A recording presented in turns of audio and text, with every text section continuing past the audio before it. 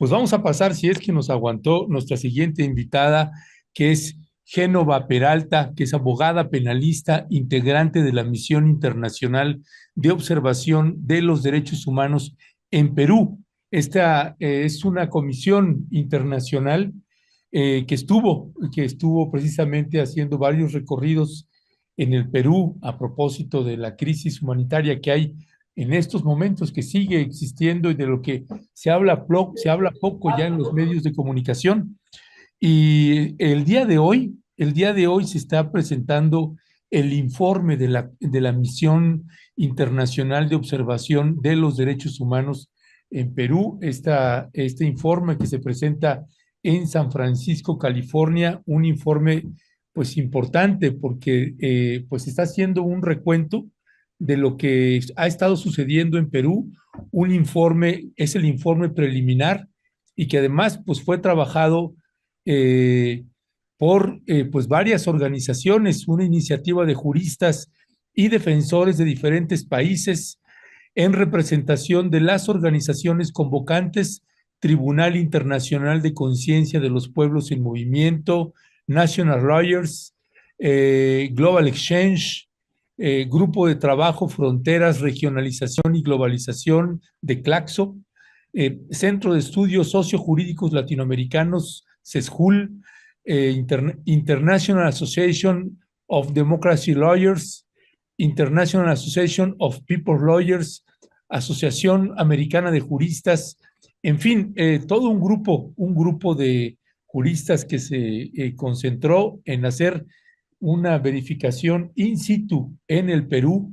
Y nos acompaña Génova Peralta, abogada penalista, por cierto, de la Universidad Nacional Autónoma de México, a quien le agradecemos que esté aquí con nosotras y nosotros. Abogada, muy buenos días, bienvenida. Creo que el audio Muy está. buenos días, Ernesto. Acá estamos ya Pues preparadas. me acompaña la doctora Violeta Núñez y le agradecemos, abogada, que nos esté tomando la llamada. Muy buenos días, No Genova. agradezcamos. Muy buenos días, doctora. Los sigo, entonces los conozco perfecto porque los escucho casi a diario. Muchas felicidades por su profesionalismo y objetividad en la transmisión de la información. Gracias. Pues adelante, Violeta, si quieres, si gustas. Sí, bueno, pues esto que ya nos estaba adelantando Ernesto, vemos un contenido amplio.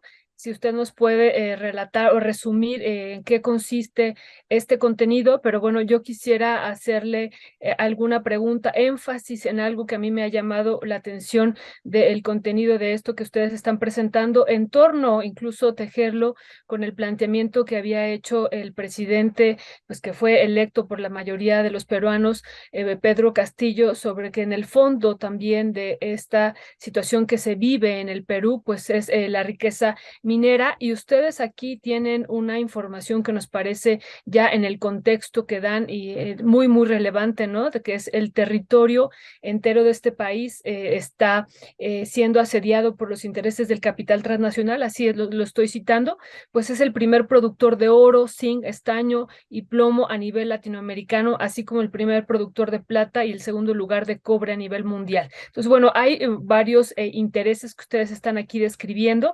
Si nos pudiera hacer esta síntesis y, bueno, abundar sobre este otro tema que yo le pregunto en relación con esta riqueza donde está, pues, Estados Unidos también interviniendo.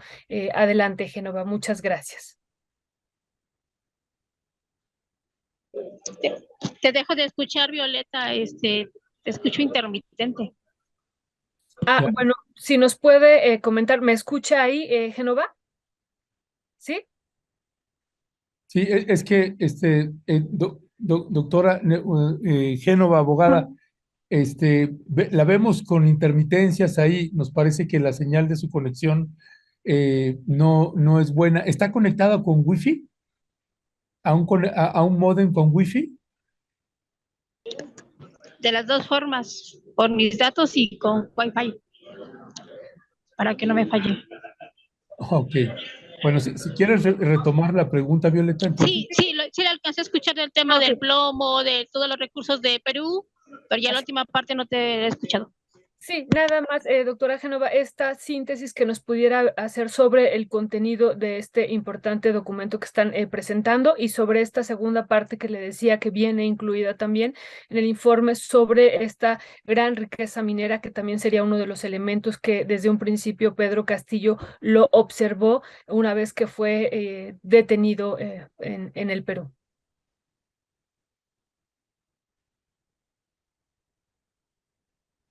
Sí, muchas gracias.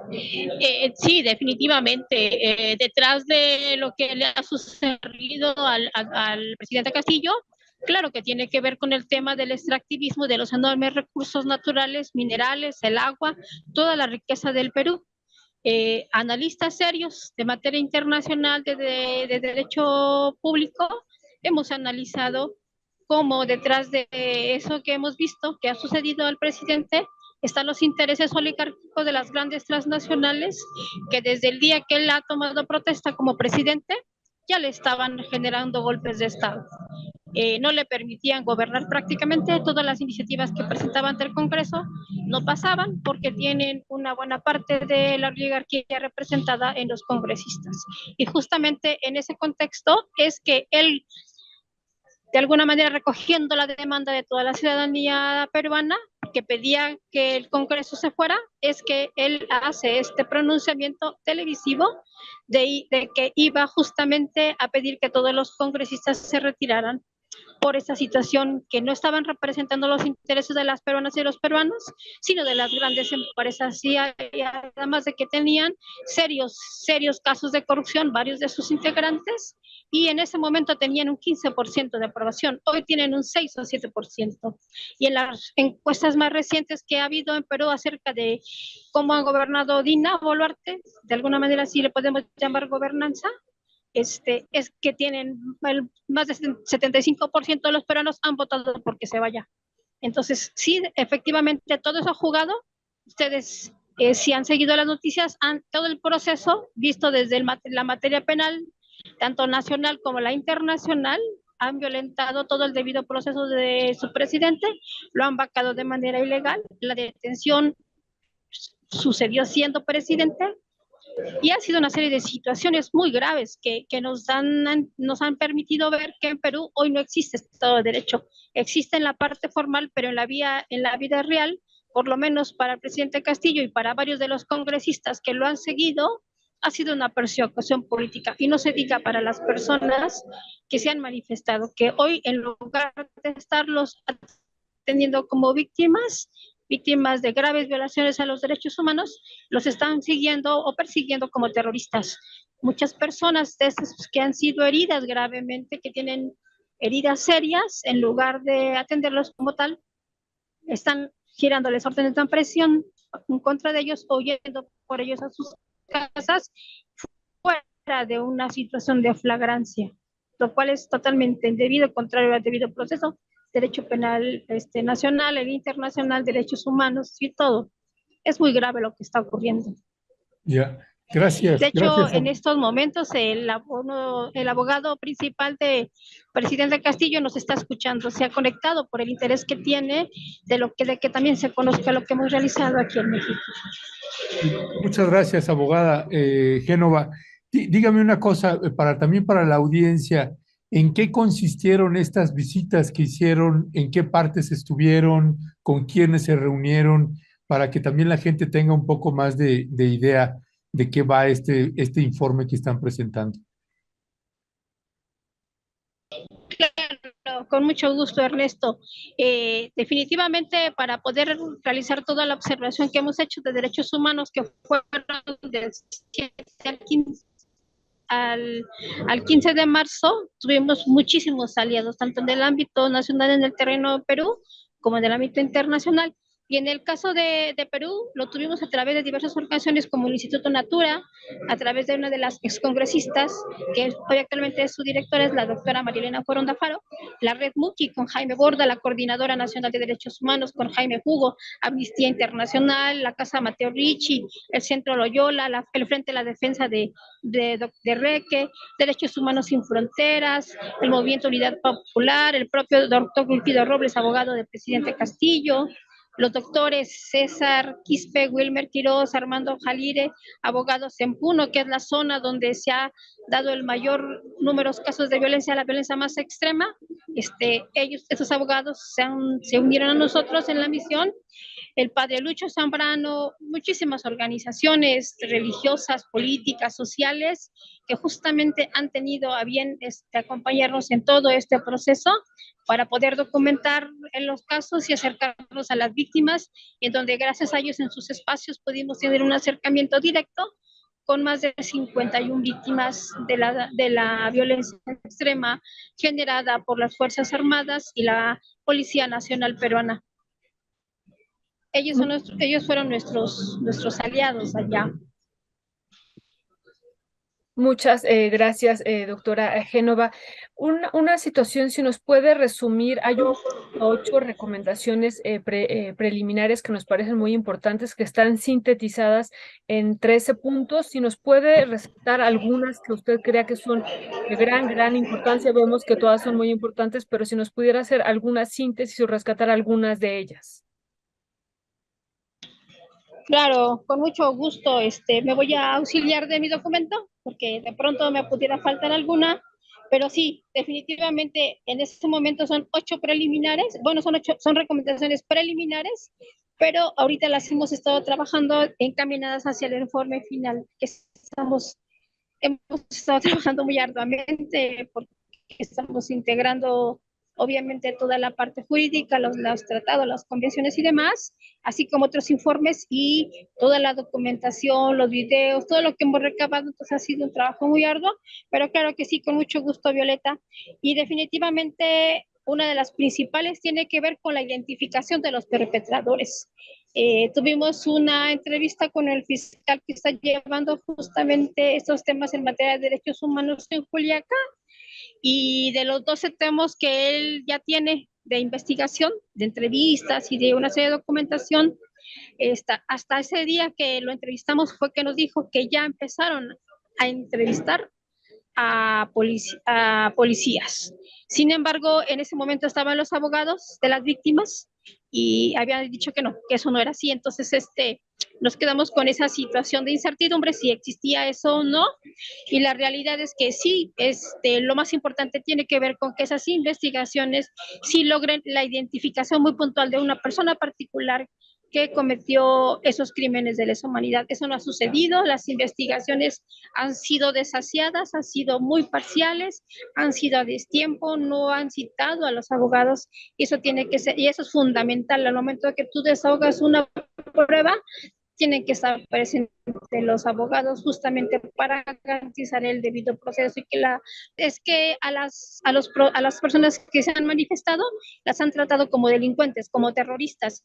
¿Y eso qué es lo que ha generado? Bueno, pues que no se les dé un trato de víctimas y que se les persiga, y además que otro tipo de fiscalía sea las que investigue sus casos, no a partir de que su situación de víctima, sino como una persona imputada.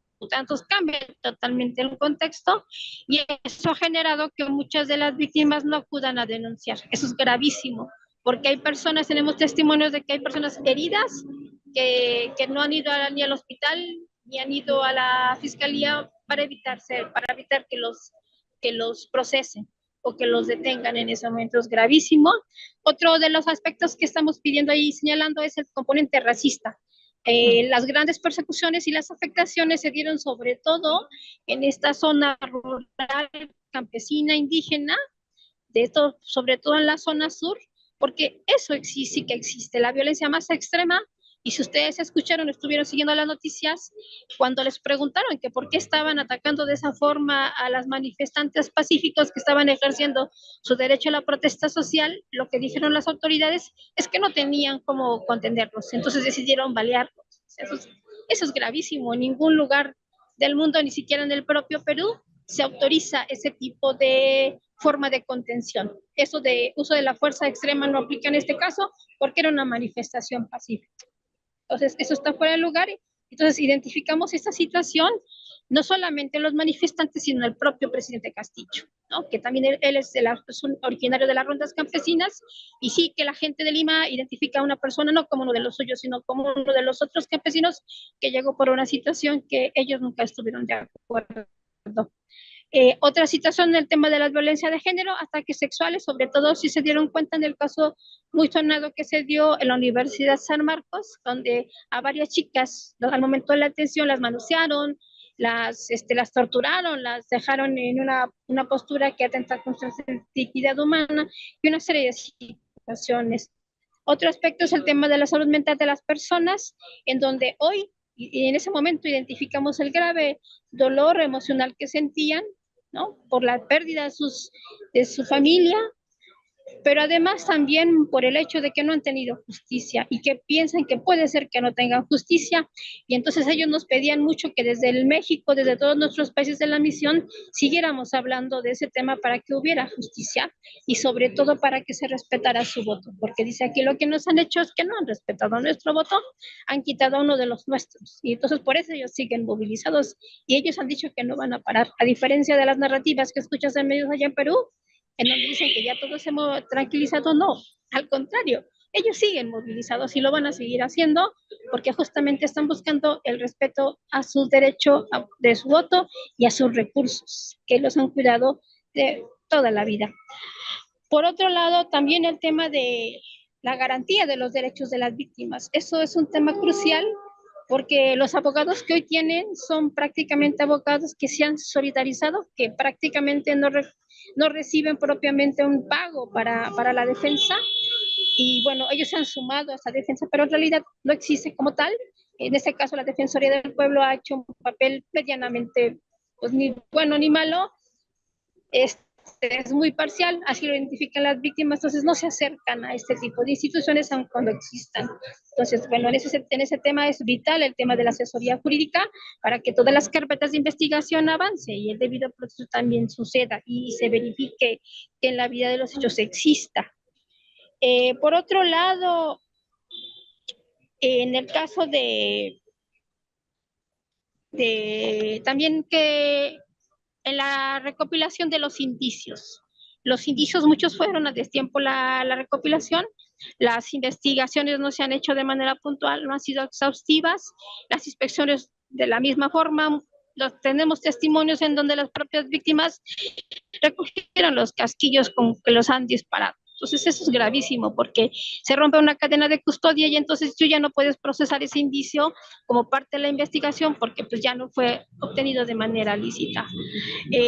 Por otro lado, existe una gran estigmatización contra todos los equipos jurídicos, contra las organizaciones defensoras de los derechos humanos, y mira que nos ha tocado mirar como varias organizaciones, como por ejemplo la coordinadora, tienen patrullas permanentes afuera de sus domicilios porque los han amenazado, porque les han tirado cualquier cantidad de objetos, y entonces es una situación muy grave la que está ocurriendo en Perú, y bueno, eso también lo documentamos y es otra de las cosas que está ocurriendo, así como es importante tener atención médica a todas las víctimas, por lo que yo te decía, hay personas que hasta el momento no han tenido atención médica, hay quienes ya se murieron después de las heridas por perdigones de plomo, ¿no? Que les han infligido, y pues nuestros hallazgos coinciden con muchos de los que ya han recabado Amnistía Internacional, Human Rights Watch, la propia Comisión Interamericana que próximos días va a presentar informe. Y pues esa es parte de las tareas, y una de las últimas tiene que ver justamente con seguir haciendo la denuncia internacional de la que nos hablaron las víctimas en todos los espacios donde podamos. Básicamente pues, abogada, es parte. Pues abogada Génova Sí, Peralta, muchísimas gracias por hacernos este resumen, porque sí, son varias las flagrancias, graves violaciones a derechos humanos, y que bueno, pues nos gustaría el poder dar seguimiento una vez que presenten, que hagan público ustedes que hoy es la conferencia ahí en San Francisco, California, donde se presentará el informe. Pues nos gustaría el poder contactarle, abogada, nuevamente la siguiente semana o a terminar esta semana para ver si hay alguna respuesta también de organismos internacionales y de las propias autoridades de Perú, Por lo pronto, pues muchísimas gracias. Gracias por tomarnos la llamada. Al contrario, Ernesto, Violeta, muchas gracias por darnos la oportunidad de dirigirnos a su auditorio y desde luego seguir hablando en nombre del pueblo peruano, que sí que todos estamos preocupados por lo que está ocurriendo y pues queremos seguir haciéndolo y pues muchas gracias por el espacio y la oportunidad. Y con Gracias, todo gusto estaré, cuando sea convocada, aquí estaré. gracias, doctora Génova. Muchísimas gracias por este trabajo y por esta labor que han llevado a cabo y por la presentación hoy. Al contrario, muchas gracias. Excelente día. Gracias, hasta pronto. Pues escucharon ustedes este informe de la Comisión Civil de Observación Internacional por los Derechos Humanos, que realizaron varios viajes, varios recorridos en distintos momentos por las diversas geografías del Perú y que documentaron in situ precisamente pues lo que ha estado sucediendo y que sigue sucediendo lamentablemente y que se ve poco ya en los medios de información. Le estaremos dando seguimiento a esto también